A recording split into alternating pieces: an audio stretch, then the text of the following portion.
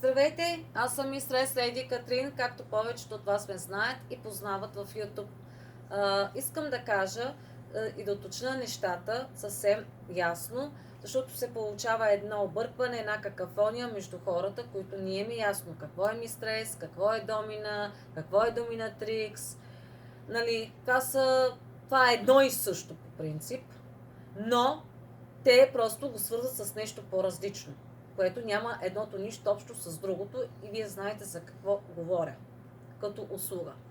Другото, което е, шантажите ги има навсякъде, то е ясно. Много така мои, как да кажа, колежки или как да ги нарека, и аз не знам, те обичат така от време на време да правят неща с вас, които примерно са извън тази култура и със съжаление вие си мислите, че правите някакви неща, да угодите естествено на съответният човек, който правите тази ролева игра и накрая излиза, че не е точно това, което вие си мислите, е точно обратното в нейните очи. С една дума ви се подиграват. А аз съм тук, за да разясня нещата и който е дошъл при мене и го е видял, всеки го е разбрал и си е тръгнал доволен. Не се хваля, нямам циганка, която да ме хвали, но в крайна сметка казвам истината. Така, има лоша, отвратителна антиконкуренция. Нарича се нелоялна конкуренция.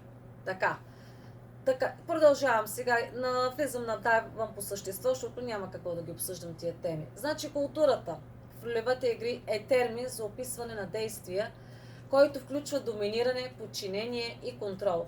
Контрол и доминант. Мастър съм аз.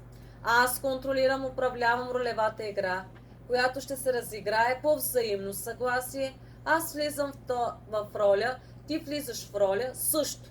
Както в кино, филм. Този, който доминирам, трябва да е покорен. Как се нарича тази култура?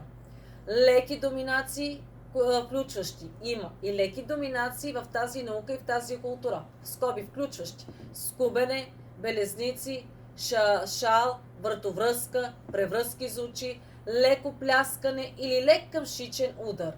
Или удари според прагът на вашата болка. Тази ролева игра, влизане в роля, доминанта не може и няма как да бъде доминиран по никакъв начин. Защото в тези категории, в тази наука и култура, използвайки това съкръщение, което вие знаете, аз съм обяснила какво е, може да бъде разделен на следните категории. Подчинение. Подчинение какво значи? Партньорът показва подчинение на действия и желанията на доминиращия партньор. Садизъм и мазохизъм или садомазохизъм. Не се плашете от това. Точно това ви чета. Това включва удоволствие, което партньорът може да изпита или причиняване на болка. Садизъм или от получаване на болка, мазохизъм, физическо или емоционално. Въпреки че това са по-широките категории, няма и един единствен начин да практикувате тази вид култура или практика. Различните видове могат да включват игра на сила, ролева игра, игра на болка, робство, восъчна игра, острие, сензорна, депривация или унижение. Как работи това в тази наука и съответната култура? И връзките помежду, вашите там секс фантазии. Практикуването на тази вид култура и техните практики в секса в една връзка може да бъде и приятно и за двамата.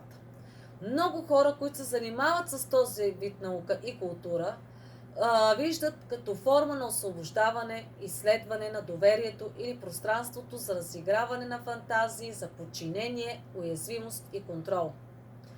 Едно малко проучване установи, че участието в тази вид култура и практика, която сте избрали да практикувате, динамика, може да намали стреса и да подобри настроението.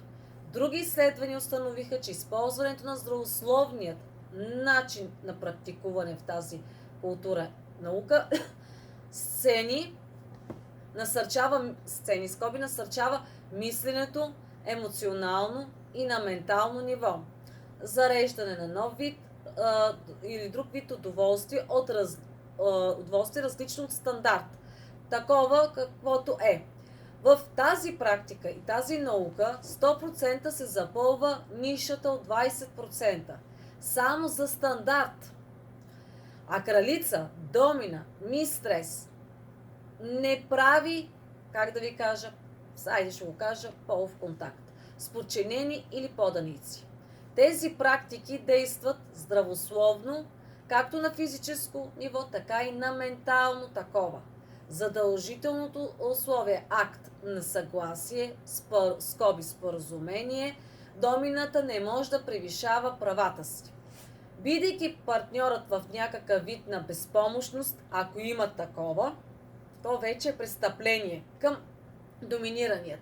Думата червено означава стоп.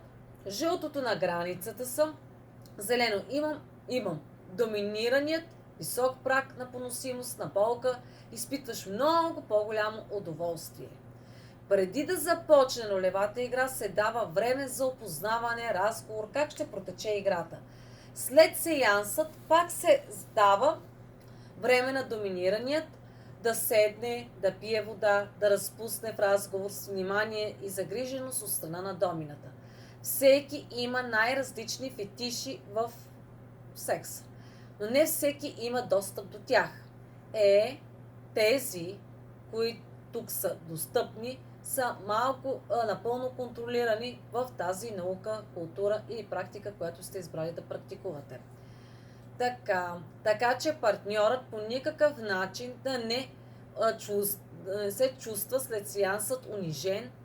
Има домини обаче, в скоби, казвам домини, които буквално са садистично настроени към клиентът и не се съобразяват с техните желания, изпълнявайки го само тяхното желание или тяхното внимание, как да го кажа. Внимание, това е престъпление и е подсъдно. Чакай, че тук не можах да ги уточня нещата, исках да кажа, че когато тези домени са садистично настроени към вас хора, към самият клиент, те не се съобразяват с вашите фетиши, вашите желания, а те просто го правят със свое удоволствие. Това е. Така. Ти казваш стоп, но тя продължава. Това е престъпление. Това казах внимание, това е престъпление, нали, от страна на домината.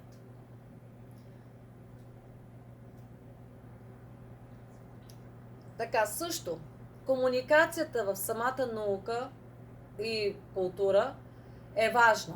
Практиките. За да сме сигурни, че е безопасно. Една ключова част от това е съгласието.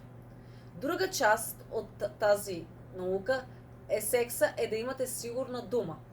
Ако преживяването стане твърде интензивно за един партньор, те могат да кажат думата, за да спрат това, което се случва, или да спрат играта заедно. Много хора, които правят такива практики, виждат значението на успокояващата дейност след това. Това може да помогне за поддържане на психическото, емоционалното и физическото благополучие на партньорите. Набързо и ясно и отчетливо отново правя видео по тази тема и категория. Всеки, който чуе или вижда в профилът ми какво се предлага и проявява други неописани практики като стандарт, ще бъдат блокирани без достъп до мен. На тези роби, буквално роби, които ходят по неграмотни и прости в кавички домини, да връзват и взимат фалшиви часове с цел да ми губят времето. Да им кажа, те вас унижават. Извън тази ролева игра правят ви на розови пудели и пълни лузери. Самите те си го казват. Тези домини в кавички, които са завистливите, които карат подчинените си роби да звънят и записват фалшиви часове, са престъпни, дълнопробни и кухи, отвътре и отвън. Не им се връзвайте на неграмотието, им казвайте: мистрес, аз съм тук при вас и всичко, което ме карате да правя извън това, което е при вас, е незаконно и престъпно и наказуемо. Дали бях разбрана? Аз не съм тук за да съм и домина, и доминирана. Господарката съм аз. Категорично и ясно и отчетливо заявявам. Не правя никакви стандартни услуги. Не ги маскирам и не ги маскирам и няма сила или финансови съблазни, които да ме накарат да променя мнението си. Ако всичко, което казах, ви допада, добре сте дошли. Ако ли не, хич не си правете труда да ми звъните. Ще бъдете блокирани на мигът без никакви обяснения. Аз съм мистрес Леди Катрин и следвам правилата и законите на културата. Успех, и ако съм засегнала някой или някоя, моля да бъда извинена, но това е, знаете, култура. И наука.